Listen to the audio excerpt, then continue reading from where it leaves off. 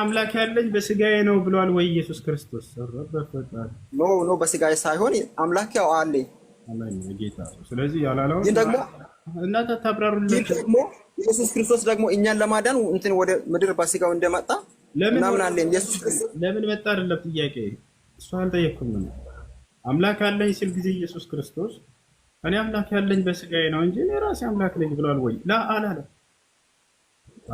ስለዚህ አምላክ አለኝ ኦኬ፣ አምላክ አለኝ አምላክን ስሙ አላለም። ስለዚህ ኢየሱስ ክርስቶስን እንድንሰማ ኢየሱስ ክርስቶስ አስታራቂያችን እንደሆነ ችግር የለውም። በኢየሱስ ክርስቶስ አምነን የዘላለምን ሕይወት እንድናገኝ ነው ያስተማረን። ችግር የለውም። አስታራቂ ነው። ችግር የለውም። አዎ ነብያቶች ህዝብን ከአምላክ ጋር ችግር የለውም። እርሱን በማመን የዘላለማዊ ሕይወት ይገኛል ወይ? አዎ ኢየሱስ ክርስቶስ የአንድ አምላክ መልእክተኛ ነው ብሎ በማመን የዘላለማዊ ሕይወት ይገኛል። በዚህ ካልተገኘ በምን ይገኛል? አንድ አምላክ አለ። የአንድ አምላክ ኢየሱስ ክርስቶስን መልእክተኛ አድርጎ ልኮታል ብሎ በማመን የዘላለም ሕይወት ይገኛል። በዘመኑ ሁሉም ነብያት አንዱ አምላክ አምላክነት መስክረው ክርስቶስ የእርሱ መልእክተኛ ነው ብሎ በማመን የዘላለም ሕይወትን ያገኙ ነበር። ስለዚህ ለምሳሌ እኔን ያየ አብን አይቷል ይላል። ለምሳሌ ያው ሙሴን ያየ እግዚአብሔርን ያህል እኔን ያየ አብን አየ ሲል ጊዜ በቀጥታ አብን ስለማየት ነው እየተናገረ ያለው። አዎ ለምን አብን አሳየኝ ትላለህ? ስለዚህ እኔን ያየ አብን አይቷል። ለምሳሌ ኢየሱስን አዩ ማለት ቀጥታ ስለማየት ነው ብለህና ኢየሱስ ራሱ አብ ነው ማለት ነው አይደለ? ቀጥታ ማየት ነው አይደል? አዎ እኔና በአንድ ነን ያልከው እንትን ዮሐንስ 10:30 ላይ እኔና በአንድ ነን አለ። ስለዚህ አሳየን ሲሉት ጊዜ ስለ ቀጥታ ማየት ነው እየጠየቁት ያለው። ስለዚህ አብን ነው ያዩት ማለት ነው። ኦኬ ለምሳሌ አንደኛ ጢሞቴዎስ 3:16 ላይ ለምሳሌ እግዚአብሔርን የማምሰል ምስጢር ያለ ጥርጥር ታላቅ ነው። ለምሳሌ የሆነ እንትን ጥቅስ ላይ ያመጣና ልክ ያስያዝ ለምሳሌ ኮሬላ ትሄዳለህ። ይሄን ጨርስ። መጀመሪያ ስለ ቀጥታ ማየት ነው ወይ እየጠየቁት ያሉት እነዚህ ሰዎች? እርሱ ስለ ቀጥታ ማየት ነው ወይ የነገራቸው? አዎ ካልከን ስለዚህ ኢየሱስ አብ ነው ማለት ነው። አብን ነው ያዩት ካልከን ቀጥታ መልሷል እኮ።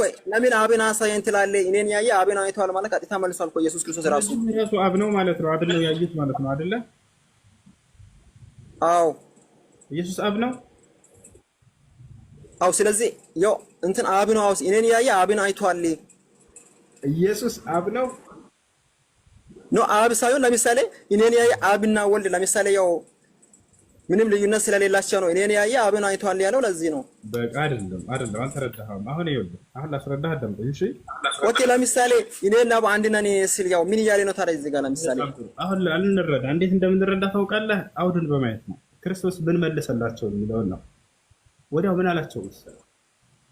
እኔ የምሰራው ስራ እርሱ የአብ ስራ ነው እያለ ይነግራቸዋል እዛው። እኔ የምሰራውን ስራ እያችሁ ማለት አብን አያችሁ ማለት ነው። ለምን አሳየን ትሉናላችሁ እያለ እየነገራቸው ነው።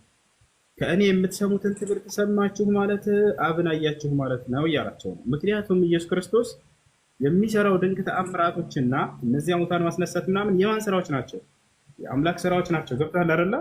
እነዚህን አየ ማለት ሰውየው ቀጥታ አምላክን አየ ማለት ነው እያለ ስለ ስራዎቹ ነው እየነገረ ያለው፣ ስለ ትምህርቶቹ ነው እየተናገረ ያለው። እና ላሳየህ በደንብ እንዲብራራልህ ማለት ነው። ቃሉ እዛው እንክፈተው። አሁን በደንብ ተመልከት። ፊልጵስዩስ ጌታ ሆይ አብን አሳየንና ይበቃናል አለው። ኢየሱስም ባለው አንተ ፊልጵስ ሆይ ይሄን ያህል ዘመን ከእናንተ ጋር ስኖር አታውቀኝምን? እኔን ያየ አብን አይቷል። እንዴትስ አብን አሳየን ትላለህ አለ። አሁን ስለ አብ ማየት ማለት ምን ማለት እንደሆነ ሊገልጽ ነው ትርጉሙ። እኔ በአብ እንዳለሁ አብን በእኔ እንዳለ አታምኑምን? ከዚያስ እኔ የምነግራችሁን ቃል ተመልከት፣ ከራሴ አልናገረውምና አለ። አየህ፣ ያ ቃል ከማን ነው? ከአብ ነው። ይሄን ሰማችሁ ማለት ቀጥታ አብን አያችሁ ማለት ነው። ስለ ቃሉ መስማት እንዲሁም ስራውን ሊገልጽ ነው። ቀጥሎ ነገር ግን በእኔ የሚኖረው አብ እርሱ ስራውን ይሰራል። ኢየሱስ ክርስቶስ የሚሰራቸው ድንቅ ስራዎችና የሚያስተምረው ትምህርት የምትሰሙት ቃል የአብ ነውና እርሱን ስራውን አያችሁ ማለት የምሰራውንና የምናገረውን ሰማችሁ ማለት አብን አያችሁ ማለት ነው። አለቀ በቃ። ይሄ ወጣል አይደለ? እኔ በአብ እንዳለሁ አብን በእኔ እንዳለ እመኑኝ፣ ባይሆንስ ስለራሱ ስለ ስራው እመኑኝ አለ። የሚሰራውን ስራ ነው። ያን ስራ አያችሁ ማለት ክርስቶስ ሙታንን ሲያስነሳ አይንን ሲያበራ ምናምን የማን ስራ ነው? የአብ ስራ ነው። እሱን አይተሃል እስከ ዛሬ ከኔ ጋር እየኖርክ ያን ሁሉ ስታይ እንዴት አሳየን ትለኛለህ ዛሬ እያለው ነው። ያን አየህ ማለት ስራዬን አብን አይተሃል ማለት ነው። በቃ ወጣል አይደለ? ይህ ነው። ስለዚህ ያው አብን ለምሳሌ ኦኬ እዚህ ጋር እያለ ያለው እንትን በፊዚካሊ የሚያው አብን በቃ እኔን ካያችሁ አብን በቃ አይታችኋል እያለ ነው። በፊዚካሊ ለምሳሌ አካሉን አይደለም ስራውን ነው። ለምሳሌ የምትሰሙት ቃል አለ የምሰራውን ስራ ብሎ ሁለቱን እንደሆነ ገለጸላቸው። ይሄ ኢየሱስ ነው እንዴ ስራው? አይደለም። ቃሉ ኢየሱስ ነው ወይ የሚናገረው? አይደለም። የምትሰሙት ቃልና የኔ አይደለም እርሱ የአብ ነው አለ። በእኔ የሚሰራውም አብ አለ። የሐዋርያት ሥራ ምዕራፍ 2 ቁጥር 26 ላይ ብሏል ብያለሁ ቅድም። ምዕራፍ 26 ላይ አምላክ በኢየሱስ ክርስቶስ ተአምራትን ይሰራ ነበር ይላል። አየህ በእኔ የሚሰራው ማለት ያን ተአምራት ሲሰራ የነበረው ሙታን ሲያስነሳ ምናምን የነበረው አምላክ ነው። ያን ስራ እያችሁ ማለት አብን አያችሁ ማለት ነው አላቸው። ያን ንግግር ማስተማራችሁ ማለት እኔ ያንን አብን ሰማችሁ ማለት ነው እያለ እየነገራቸው እንጂ ስለ አካል ማየት አይደለም እየተናገረ ያለው። አብ አይታይም ብሎ መጽሐፉ ላይ ይናገራል። ነብዩ መሐመድ አባት ምን አጥፍቶ ነው እንትን ገሃነም የገባው? እሺ በሱ ጉዳይ ላይ ከዚህ በፊት ስመልስ ነበር፣ ሰምተሃል ወይንስ ልመልስልህ? አይ መልስ፣ አልሰማሁም። በጣም ጥሩ ነው። እሺ በመጀመሪያ ልናውቅ የሚገባ ነገር ነብይ መሐመድ ተብሎ ስለተነሳ አንድ ነብይ አባቱ ወይንም እናቱ ወይንም አጎቱ ወይንም አያቱ ወይንም አክስቱ ወይንም ልጁ የእሳት ቢሆኑ ያን ነብይ ያስወቅሰዋል ወይንስ ያስወቅሰው? በፍጹም ያስወቅሰው ነገር የለም። ካመነ ራሱን ነው የሚጠቅመው ያ አባት ያ እናት። ካላመነ ራሱን ነው የሚጎዳው። የዚያ ነብይ ስራ ምንድን ነው? ና ወደ እምነት ብሎ ጥሪ ማድረግ ብቻና ብቻ ነው። ስለዚህ እርሱን የሚያስወቅሰው ነብይ የለም። ስንመለከት ጊዜ አብርሃም አባቱ ጣዖት አምላኪ ከሃዲ ነበር። ግን አብርሃምን አስወቅሶታል? ይሄ በፍጹም አላስወቅሰው። የኖህ ሚስት ከሃዲ ነበረች። የሉጥ ሚስት ግብረ ሰዶምን የምታግዝ ሴት ነበረች። ይህ መጽሐፍም ላይ አለ። ነገር ግን ሉጥን የሚጎዳው ነገር አለ። እሷ ስለጠፋች ላ የሚጎዳው ነገር የለም። ብትጠፋ ራሷን ያጠፋችው እያቸው አይደለ? ስለዚህ አንድ ነቢይ ሙሉ ቤተሰቡ ለምን ከሃዲ አይሆንም? በእርሱ በነቢይነቱ ላይ ጥያቄ ያስነሳለው በፍጹም የሚያስነሳ ነገር አይደለም። ታች አለርላ ያ እምነት የራሳቸው ምርጫ ነውና እነዚያ ሰዎች ካመኑ ለራሳቸው፣ ካላመኑ ራሳቸውን ይጎዳሉ። አለቀን፣ ጨረስን። ይሄ አሁን እርሳቸውን ለቀቅ ታደርጋለህ። ስለዚህ ወላጆቻቸው ወዴት ናቸው ወደሚለው እንሄድ። አንድ ልናውቅ የሚገባው ነገር በመጀመሪያ ያለውን ነገር ልንገራችሁ። አንድ ሰው ወደ ነቢያችን ሰለላሁ ዐለይሂ ወሰለም ጋር መጣና ጠየቃቸው። አይነ አቢ አላቸው። ሐዲሱ ላይ ያለው አባቴ የት ነው አላቸው። ሰውየው መጡ። ነቢያችን ሰለላሁ ዐለይሂ ወሰለም አቢ ወአባከ ፊናር አሉት። አባቴ አባትህ የእሳት ናቸው አሉት። ሐዲሱ እንደዚያ ብሎታል። ነገር ግን ነቢያችን ሰለላሁ ዐለይሂ ወሰለም እንደ ቁርአንና እንደ ሐዲስ አገላለጽ አባት ሲሉ የግዴታ ወላጅ ታስቦበት ነው ወይ ወደሚለው እንምጣ። ላ አይደለም። አባት ሲባል አጎት አባት ተብሎ ይጠራል እንደ ኢስላም። አያት አባት ይባላል። ወላጅ አባትም አባት ይባላል። ወላጅ ብሎ በነበር ግን ዋሊድ ብሎ በነበር ቀጥታ ወላጃቸው ታስቦበት ነው። ምንም አያከራከርም። አብ በሚለው ነው ግን የመጣው። አብ የሚለው አባት ማለት ነው። አጎትን አባት ይላል ወይ ቁርአን ላይ ከተባለ አሁ ቁርአን ላይ አጎት አባት ይባላል። ማስረጃቱ ጋር ሱረቱል በቀራ አም ኩንቱም ሹሃዳአ ኢዝ ሐደረ ያዕቁብ አልመውት ኢዝ ቃለ ሊበኒህ ማ ተዕቡዱነ ሚን ባዕዲ ቃሉ ነዕቡዱ ኢላሀከ ወኢላሀ አባኢከ ኢብራሂመ ወኢስማዒለ ወኢስሐቀ ኢላሀን ዋሒዳ ወነሕኑ ለሁ ሙስሊሙን። ያዕቁብ እስማኤል ምኑ ነው? አጎቱ ነው አይደለ?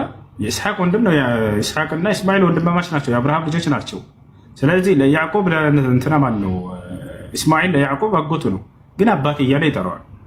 አባትህን ብለው እነዚህ ያዕቆብ ልጆች ከኔ በኋላ ማንን ተመልካላችሁ አላቸው። ያዕቆብ ለልጆቹ ምን አሉ? የአባቶችህን የእነ እስማኤልን መንገድ ብለው ተናገሩ። አባት በሚለው ውስጥ እስማኤልን አካተቱት። አያቸው አይደለ? ስለዚህ አጎት ምን ይባላል? አባት ተብሎ ይጠራል። ያ ታዲያ እዚህ ቦታ ላይ ወላጃቸውም አባታቸው ከሆነ አጎታቸውም አባት ከተባለ የትኛው ሊሆን የሚችለው? አሁን ወደ ምን እንሄዳለን? ሑጃ የደረሰው ማን ነው? የነቢዩ ሙሐመድ ሰለላሁ ዐለይሂ ወሰለም አስተምሮት የደረሰው ለመሆኑ አባታቸው ነው ወይንስ አጎታቸው ነው? አላህ በቁርአን ላይ ምን ብሏል? ወማ ኩና ሙዐዚቢን ሐታ ነብዐሰ ረሱላ ይላል። እኔ መልእክተኛ ነቢይ ሳልክ የምቀጣ አይደለሁም ብሏል። ያ ማለት ነቢይ ደርሶት መልእክቱ ደርሶት አልቀበልም ያለን ሰው እንጂ የሚቀጣው ያልደረሰውን ሰው እንደማይቀጣ ተናግሯል። የነቢይ ሰለላሁ ዐለይሂ ወሰለም መልእክቱ የደረሰው ማን ነው? ልጆች መልሱለት ኮሜንት ላይ። አባታቸውና አጎታቸው መልእክቱ የደረሰው አባታቸውና አጎታቸው የነብዩ ሰለላሁ ዐለይሂ ወሰለም መልእክት የደረሰው የነቢይነት ጊዜያቸውን አግኝቶ ያንን ጊዜያቸውን የተቋደሰ የሰማው ማን ነው? አጎታቸው ነው። አየህ አይደለም? አጎታቸው ሰምቶ ዳዕዋን አልቀበልም ብሏል። እንዳውም መጨረሻ ህይወቱ ላይ ምን አሉት? ያ ዐም ቁል ላ ኢላሃ ኢለላህ፣ አጎቴ ሆይ ላ ኢላሃ ኢለላህ በል ከሊመተን ኡሐጅለከ ቢሃ ዒንደላህ ነገ ከአላህ ዘንድ አምናል ብዬ እንደማገትልህ በዚህ ቃል መሰረት አሉት። ፈካነ አኺር ማ ቃለ አነሁ ዐላ ሚለቲ ዓብድልሙጠሊብ ኸውፈን ዐላ ቀውሚሂ ህዝቦቹን ፈርቶ ምን አለ? ይሉኝታ ፈርቶ ልጄ ያምን ነበር ትክክል ላይ እንዳለህ አውቃለሁኝ፣ ግን የአያቶችን መንገድ ለቀቀ ብለው እንዳይወቅሱኝ ህዝቦችን ፈራሁኝ አለ። በዚያው ላይ ሞተ። ስለዚህ አባታቸውስ አግኝተዋል ወይ? የእርሳቸውን ያስተፍረው ጊዜ አላገኘም። መቼ ነው የሞተው? ትላንትና ታሪኩን እንዳነበብ ነው እዚህ ኪታብ ላይ ነቢያችን ሰለላሁ ዐለይሂ ወሰለም እናታቸው ገና እርግዛቸው እያለች ገና ሳይወለድ በፊት አባታቸው ሞተ። እያቸው አይደለ? ይህ ነው። ስለዚህ ሕጃ ያቆመበት አጎታቸው ነው እና ያልቆመበት ነው ያ አባታቸው። እሱን አይመለከትም። ይህ ነው። ሌላው ነገር ምንድን ነው? እናታቸውንም በዚሁ እንሄዳለን። እናታቸው እስልምና ውስጥ ይህን ያክል ትህትና ያለ መስሎ አልታየኝም ነበር። ማለት ባለኝ ኤክስፔሪንስ በዚህ ደረጃ አንተ በነገር አሁን አንተ ባስተማርከው ደረጃ ይህን ያክል ትህትና ካለ እንዴት ነው እኛ እስከዚህ ድረስ ልናወቅ ያልቻል ነው? ማለት እንግዲህ አሁን ጅሃድን በዚህ መልኩ አስረድተኛል። ኦኬ ይሁን፣ ያን ያክል ተቀበል። እኔ ሳነጻጽረው አሁንም የእስልምና ትህትና የጎደለው አስተምሮ አሁንም ሚዛን አይደፋም። እውነት ለመናገር እኔ ለምሳሌ አይሁድ ለምሳሌ አንድ እያንዳንዱ እየጠየቅ እየመለስኩልህ ነው፣ እያነጻጸርኩ ይለዛው። ለምሳሌ ትህትና የጎደለው ማን ነው ብለን ስናይ ጊዜ ህፃናቶችን፣ ሴቶችን፣ ሽማግሌን ግደሉ ይላል መጽሐፍ ቅዱስ። እስልምና ደግሞ ምን ይላል? ህፃናቶችን፣ ሴቶችን፣ ሽማግሌዎችን አትግደሉ ይላል። ማን ነው ትህትና ያለው? እስኪመልስ። ያን አሁን ቅድም እኮ የጠቀስከው ጥቅስ ሙሉ አረፍተ ነገሩን አላነበብኩም። ሁለተኛ ያ ጥቅስ የመጣው አስታውስ ከየት እንደሆነ። ቀኝህን ሲመታህ ግራህን ስጠው ከሚል መጽሐፍ የተወሰደ ነው። አስብ የትህትናውን ያክል እንግዲህ ቀኝህን ሲመታህ ግራህን ስጠው የሚል መጽሐፍ ላይ እንዴት ነው ያን እንድታወጣ የቻለው ነው? ከዚያ የተወሰደ ነው አትበል። ያነሳሁልህ ብሉይ ኪዳን ነው። ያኛ አሁን የምትናገረው ደግሞ አዲስ ኪዳን ነው። ስለዚህ ጭራሽ ክርስቲያን አይሁድ ነው ትላለህ። ነገርኩህ እኮ ይህን ያክል እውቀት እኮ የለኝም። እውቀቱ ከሌለ አንድን እምነት የማታውቀውን እምነት ጥልቅ ብለህ ገብተህ ትህትና የለውም አይባልም። እሺ ከዚህ በኋላ ላለው ማለት ነው። ትህትና ማለት እያስተማርህ ነው። እግዚአብሔር ቃል በቃል ህፃናቶችን ግደሏቸው ይላል። ሴት ልጅን አቃጥሏት የሚል ህግ እንዳወጣ ታውቃለህ? ክርስትና በእስልምና ላይ ታሳየኛለህ? አንድ ህግ ሴት ልጅን አቃጥሏት የሚል ወይም ወንድ ልጅን አቃጥሎ የሚል መልስልኝ። እሺ በቅርቡ ስለ አስተራረድ እንኳን ሲያስተምሩ አልሰማንም? አንድ ኡስታዝ ይሁኑ ቁርአንና ሐዲስ አለው። እስላም የሚዳኘው በቁርአንና በሐዲስ ነው። ከዚህ በኋላ ከሌ እንዲህ ብሎ ቪዲዮ ሰምቼ የሚባል እኔ ፊት አይወራም፣ ነውር ነው። እኔ ፊት ማስረጃ የሚባል የእስልምና አስተምሮ መምህር ናቸው። ታርዷቸው እንኳን እንደዚህ ረዷቸው፣ እንደዚህ ያደርጓቸው እየሰማሁ ነው።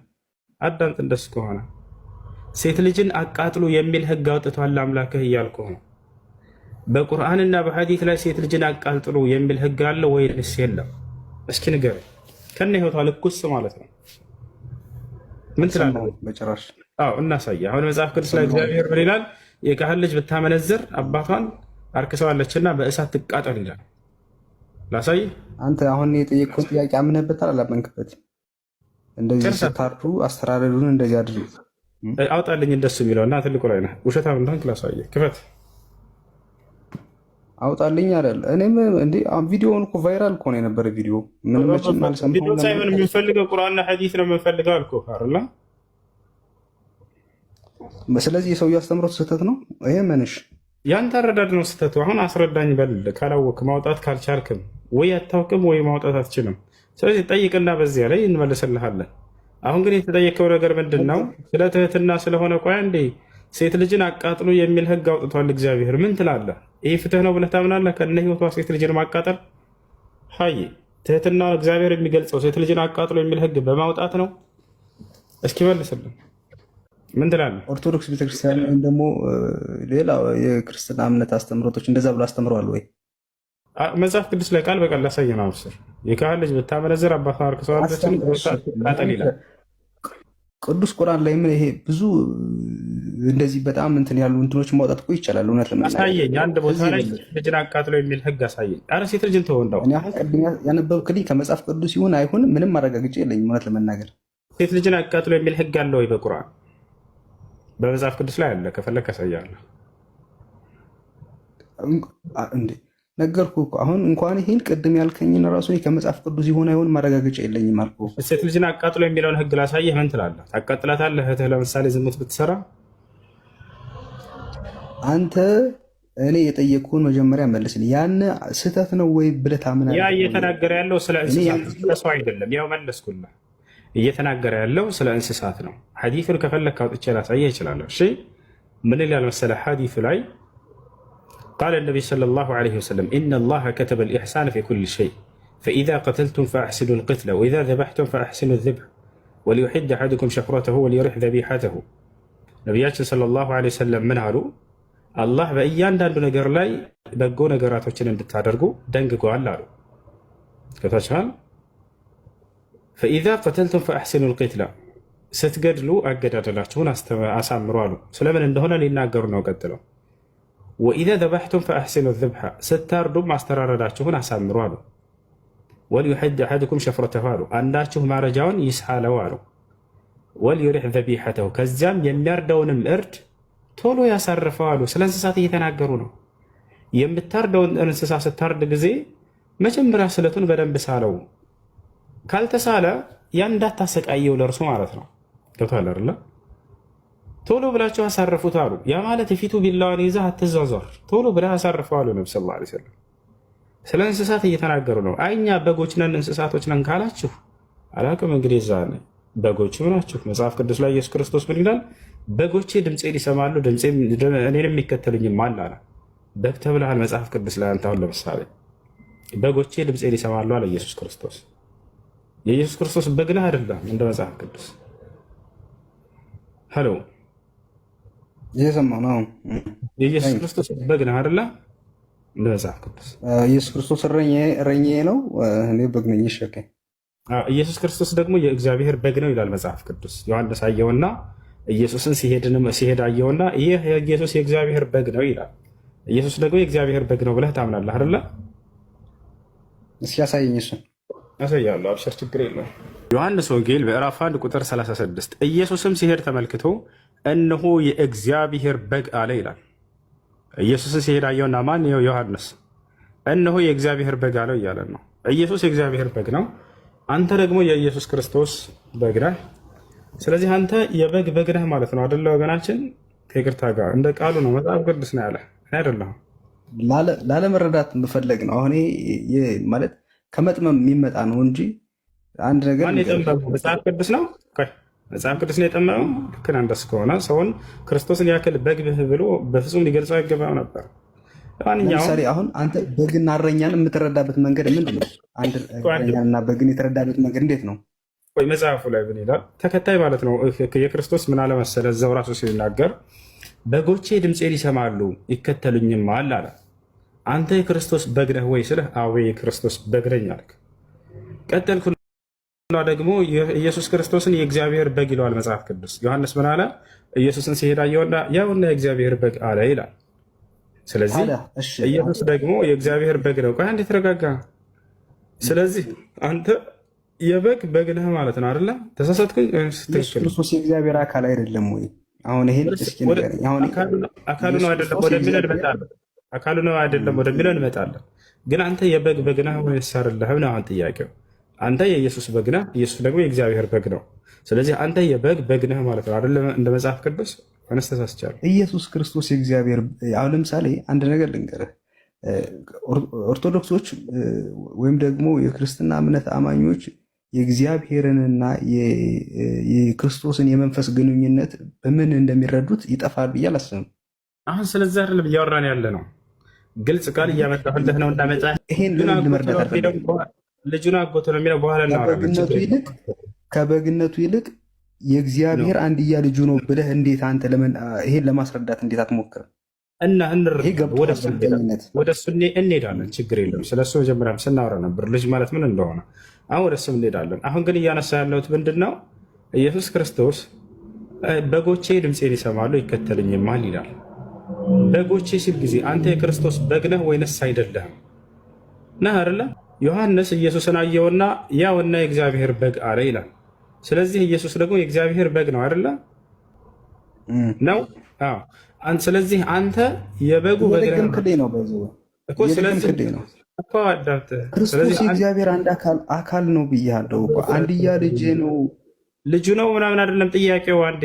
ስለዚህ አንተ የበግ በግ ነህ ወይንስ አይደለህም? እንደ ጥቅሱ ነው አሁን ጥያቄው። ክርስቶስ የእግዚአብሔር አካል ነው አልኩህ እኮ። እግዚአብሔር በግ ነው። እሺ እግዚአብሔር በግ ነው። እግዚአብሔር እረኛ ነው። እግዚአብሔር በጎቹ እኛ ነን። ኢየሱስ ክርስቶስ እግዚአብሔር አይደል እንዴ? ነው። አዎ ኦፍ ኮርስ። ስለዚህ ኢየሱስ በግ ነው እያለ ነው መጽሐፍ ቅዱስ። በተዘዋዋሪ እግዚአብሔርም በግ ነው ማለት ነው። ምክንያቱም ኢየሱስ አንድ የእግዚአብሔር አካል ስለሆነ ክርስቶስ እኮ የሰው ስጋ ለብሶና የሰው ስጋ ለብሶ አይደል እንዴ ወደኛ የመጣው? አሁን ከበጎቹ መካከል የተገኘ በግ አይደለም እንዴ እኮ። ስለዚህ በግ መሆኑን አመንክ። ስለዚህ አንተ የበጉ በግ ነህ ማለት ነው አይደለ? ከበግነት አልፎ እኮ ሞቷል እኮ ኦልሬዲ። ሞቷል ወይንስ አልሞተም አይደለም ጥያቄው ዘለቀ። የበጉ በግ ነህ ወይንስ አይደለህም ነው። አይወልህ እኔ እኮ በጣም የሚገርመኝ እኮ ትህትና ማጣቱን እኮ ትህትና የጎደለው እኔ ለምሳሌ ያንተን እኮ አይደለም። እኔ አሁን ለምሳሌ በክርስትና እምነት የሚሆን አልቀበልም። ይሄን በጣም አግሬሲቭ የሆነ የአስተምሮ እውነት ለመናገር በጣም ነው። የትኛውን አስተምህሮ ማለት አሁን ለምሳሌ በክርስትና የሚሆን በሌላ እምነት የሚሆን የሃይማኖት መምህር ነን ብለው በጣም እንደዚህ በጣም ለምሳሌ አንድን እምነት እያንቋሸሹና ክብር እየነሱ አስተምሩ እኔ እጸይፋለሁ። ነገር ግን በግ ያለህ መጽሐፉ ነው ከራሴ አይደለም እያልኩህ እኮ ነው። ማስረጃ አሳየኝ እያልክ እያሳየሁ ወንድ ልጅ ነህ። ቆም ብለህ አስተውል እንጂ ትልቅ ሰው እኮ ነህ። እኔ ያለ ማስረጃ ያለ መጽሐፉ ነው አይደለም። አንተ ለማስረዳት አሁን ላሳይህ አንተን በግ እንዳለህ ላሳይህ ወይንስ አላመንክም? በዛ መንገድ እንዴት ነው ልታሳመነኝ የምትሞክረው? እኔ ክርስቶስ የእግዚአብሔር አንድ አካል ነው እያልኩህ አንተ የእግዚአብሔር መጀመሪያ የእግዚአብሔር በግ ነህ፣ ከዛ ደግሞ የክርስቶስ በግ ነህ፣ የበግ በግ ነህ ስትለኝ እንዴት ነው የማምን? ለምሳሌ እንዴት ነው የምሰማ? እንዴት ነው ልረዳ የምችለው? መጽሐፉን የምትከተል ከሆንክ እያለ ነው እኮ እያልኩህ ነው። ማስረጃ ሳየኝ እያልክ እያሳየሁ ነው። ላሳየህ ማስረጃውን በግቤ እና አላየኸውም ቅድም በዚህ መልኩ እኔ እኮ አይቼዋለሁ እኮ። ስለዚህ ትክክል ነው ወይንስ አይደለም የተጻፈው መጽሐፉ ላይ? አንተ የእግዚአብሔር ክርስቶስ የእግዚአብሔር አንድያ የእግዚአብሔር አካል ነው ካልክ እንዴት ነው የበግ በግ ሊሆን የሚችለው? መጽሐፉ አንተንም ኢየሱስንም በጎች ይላችኋል። እያሳየሁ ነው ማስረጃ። ይላል አይልም? እግዚአብሔር ክርስቶስ የእግዚአብሔር አንድ አካል ነው ይላል አይልም መጽሐፍ ቅዱስ? አይልም። እንደሱ አይልም። አሁን አይልም። እሱን መለስኩልህ። አሁን ደግሞ መጽሐፉ ላይ የተጻፈውን ነገር እያነበብኩልህ ነው። ምን ይላል መጽሐፍ ቅዱስ? በጎቼ ድምፄን ይሰማሉ እኔንም ይከተሉኝማል አለ። አንተ ከሶስቱ አንዱ ነው አይልም መጽሐፍ ቅዱስ? ከሶስቱ አንዱ ነው አይልም? ይህን እንጨርስና ወደዛ እንሄዳለን። ችግር የለውም። ኢየሱስ ክርስቶስ ምን ይላል? በጎቼ ድምፄን ይሰማሉ ይከተሉኝማል አለ። ስለዚህ አንተ የክርስቶስ በግ ነህ አይደለ? አዎ ነኝ ብለሃል። የእግዚአብሔር በግ ለምን መነጣጠሉ አስፈለገ እያልኩ እኮ ነው። አሁን ይህን ጨርሰህ የምትመጣ እሺ፣ ለምሳሌ አንድ አካል አይደሉም ብለኸኛል። ለምሳሌ ስለ አብ፣ ስለ ወልድ፣ ስለ መንፈስ ቅዱስ እሺ ንገረኝ። አልተውም። መጀመሪያ እሱን አስረድተህ ተረድተህ ነው የምትሄደው። ገብቶሃል አይደለ? የበግ በግ ነህ እያልክ እኮ እሺ፣ የበግ በግ ነኝ አልክ። ስለዚህ መንግስተ ሰማያት የሚገባው ደግሞ በበጉ በኩል ካልሆነ በክርስቶስ በኩል ካልሆነ አይገባም አይደለ? ስለዚህ አንተ መንግስተ ሰማያትን መግባትን ለማረጋገጥ ያለ በጉ ወደ መንግስተ ሰማያት ስለማገባ በበግ ቤት በግ ገባ በል እስኪ አንድ ጊዜ። በበጉ ከገባ መንግስተ ሰማያት ስለምገባ ማለት ነው። ቃሉ ነው እንደዛ። በበግ ቤት በግ ገባ ይላል ቃሉ። ያለ በጉ መንግስተ ሰማያትን ልገባ አልችልም ማለት አይደለ? ስለዚህ አንተ ወደ መንግስተ ሰማያት የምትገባው በግ ነህና አንዴ በበጉ ነው መንግስተ ሰማያት የምትገባው። ስለዚህ በበግ ቤት በግ ገባ። ገቢው በግ አንተ ነህ። በበጉ ነው የምትገባ። አንተ ደግሞ መንግስተ ሰማያት ክርስቶስን በግ ስላለው ማለት ነው።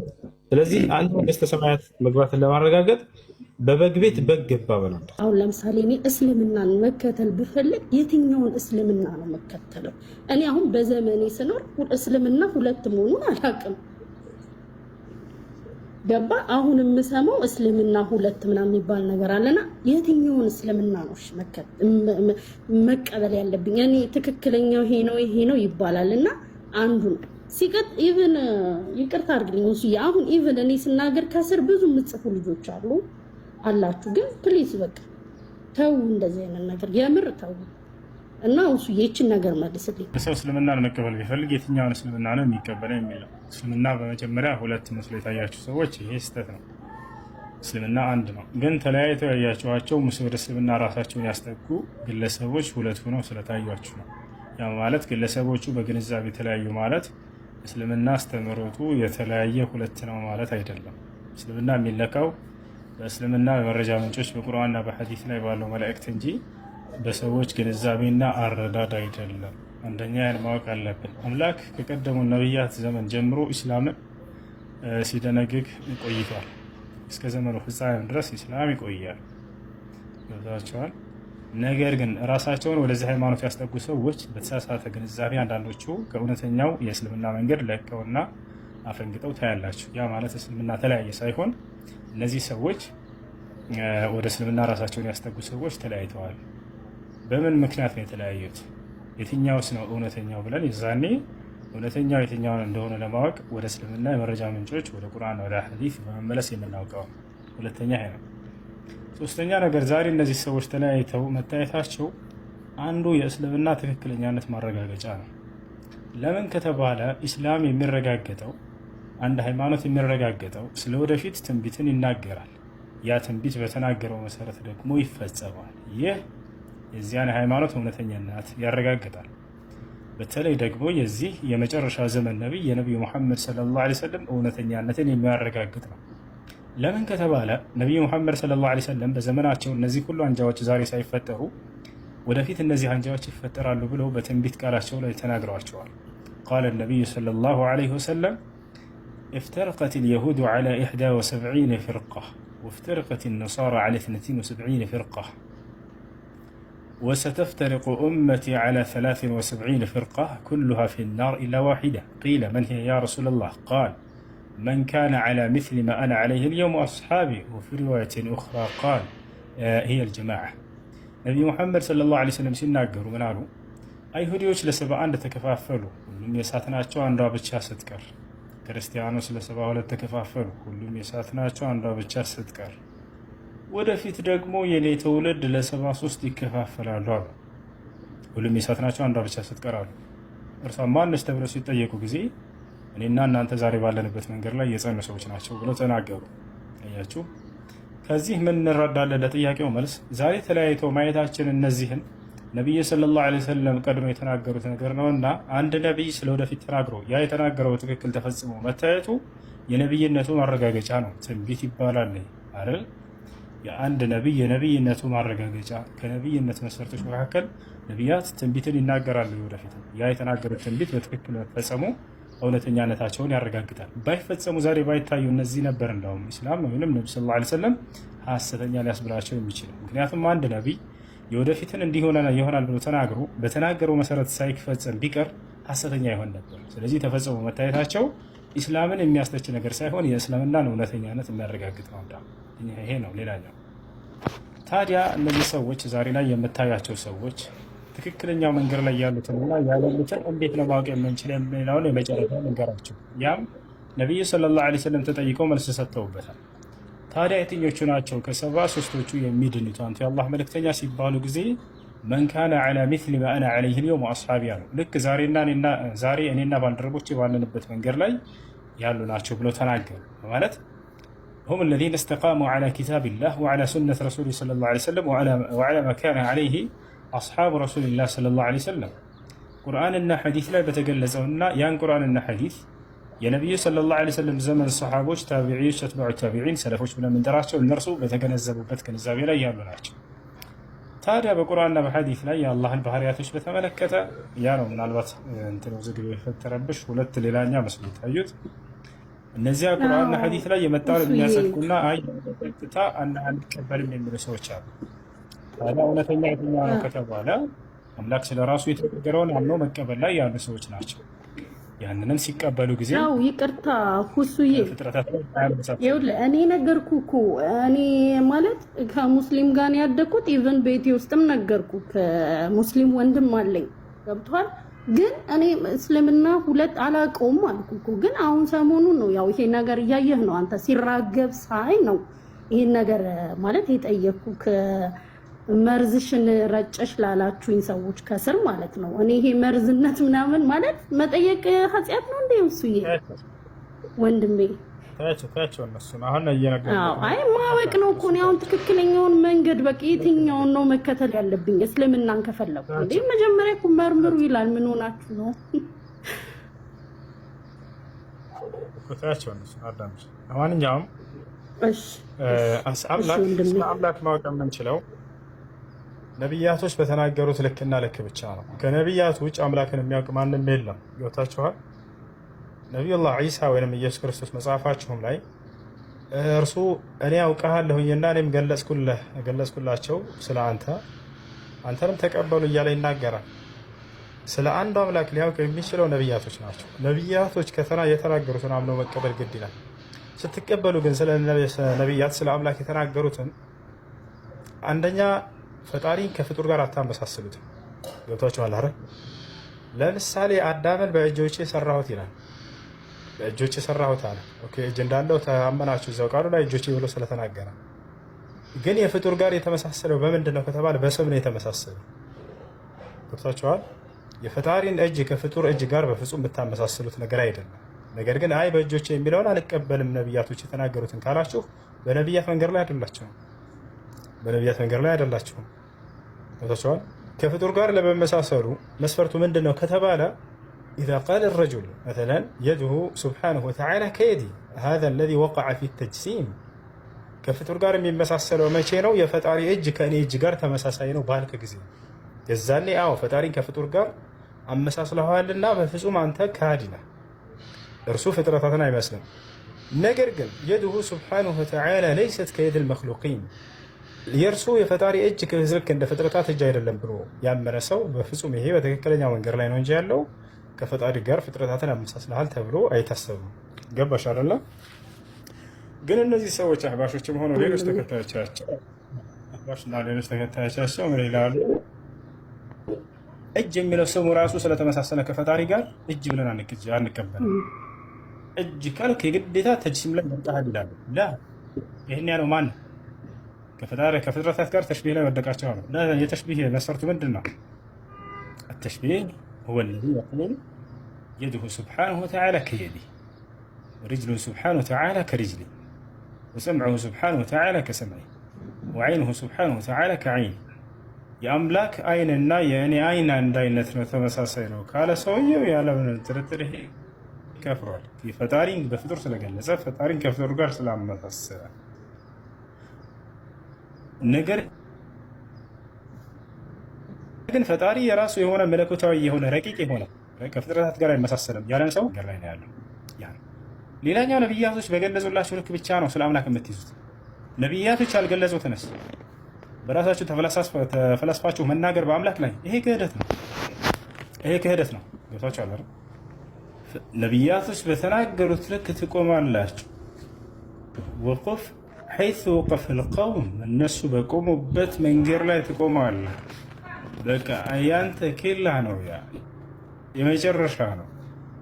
ያንን ወሰን አልፈህ ነቢያቶች ያልገለጹልህን ስለ አምላክ በራስህ የምትገልጽ ከሆነ ከሃዲ ነው የምትሆነው። ገብታችኋል አይደል? የተገለጸውንም ደግሞ ከፍጥረታት ጋር እንዳታመሳሰል። ፈጣሪ በአዳምን በእጁ ሰራው ስለተባለ የእሱ እጅ ስለከኔ ጋር ይህን ይመስላል። እሺ ጥያቄ አለ፣ ይቀጥል።